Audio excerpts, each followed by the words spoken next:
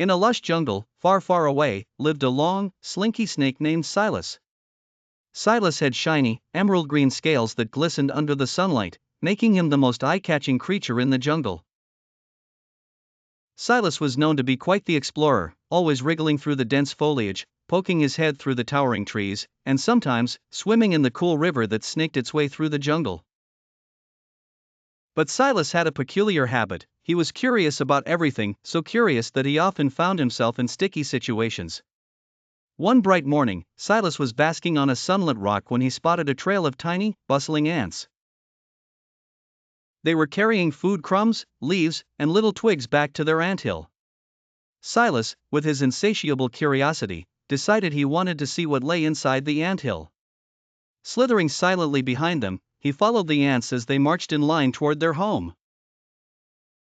"Excuse me, where are you going?" asked Silas, flicking his forked tongue. An ant named Abby, who was carrying a large leaf, replied, "We are taking supplies to our anthill to prepare for the upcoming rainy season." Silas thought this was intriguing.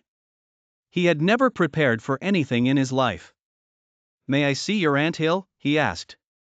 Abby hesitated but then nodded, and the ants let Silas follow them inside. The anthill was like a bustling city, with busy ants running to and fro, tunnels crisscrossing in every direction, and chambers filled with stored food and supplies. Silas's eyes widened in awe. "This is amazing," he exclaimed. Abby and her friends beamed with pride.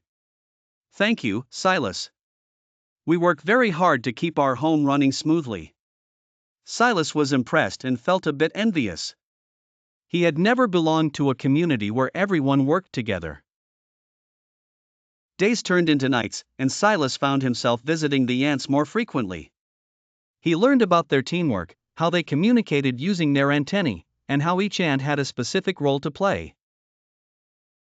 Silas even started helping out, using his strong body to carry heavy objects that were too much for the tiny ants. As time passed, Silas and the ants grew fond of each other.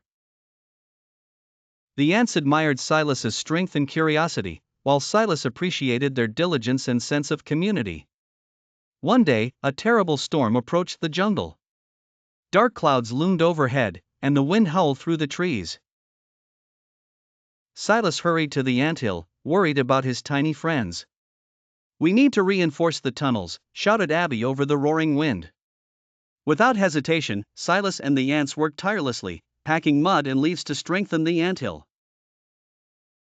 The storm raged on, but the anthill stood strong, thanks to their combined efforts.